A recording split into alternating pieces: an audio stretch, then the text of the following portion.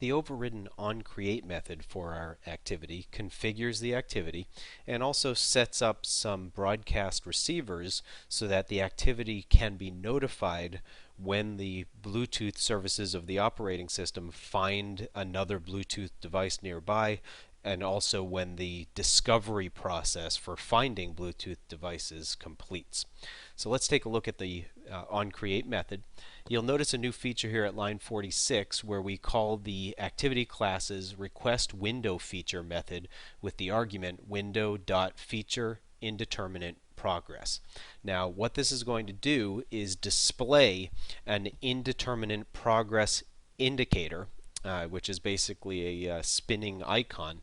And the reason for this is the discovery process for Bluetooth devices. We don't know how long that's going to take. There could be a small number of devices, in which case it'll finish quickly if there's only a small number nearby, or there could be a very large number of devices nearby, in which case it could take much longer. So rather than display some sort of progress indicator that shows you the percentage complete, we display an indeterminate progress indicator instead. Now we go ahead and set the content view to our device chooser layout, and by the way, this request window feature method call must appear before you specify the layout for the window.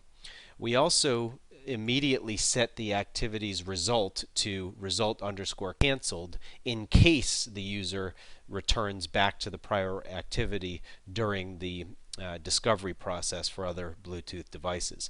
If we find an actual set of devices and the user makes a selection, then we'll change the activity result to result_OK, as you'll see in a subsequent video.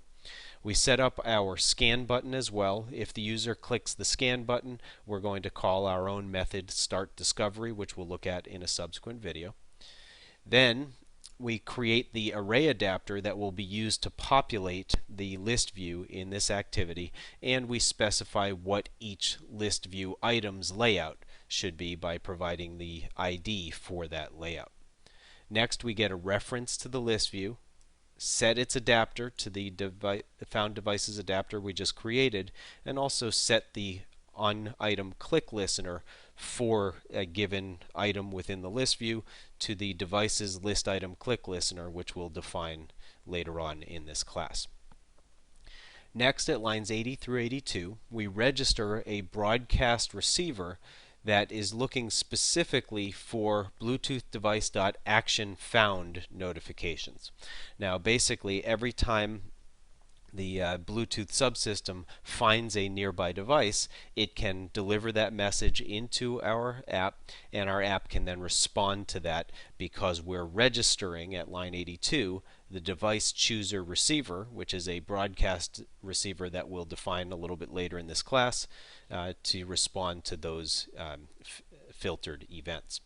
And at lines 86 through 88, we create a second intent filter, this time for Bluetooth adapter action discovery finished, and this is going to be a notification that the app receives now when the Bluetooth subsystem finishes searching for nearby devices, and we register that as well here at line 88. A few more things in the onCreate method. Next, at line 91, we get the default Bluetooth adapter. Then at lines 94 through 102, we first get a set of all of the currently paired devices that are nearby that are paired with our device. We do that by going to the Bluetooth adapter and calling its getBondedDevices method, which returns a set of Bluetooth device objects. And using that set of devices, we initially populate the array adapter with the device's names, a new line character, and addresses. So for each name-address pair, we'll show the name and the address on 2 lines within a list view item.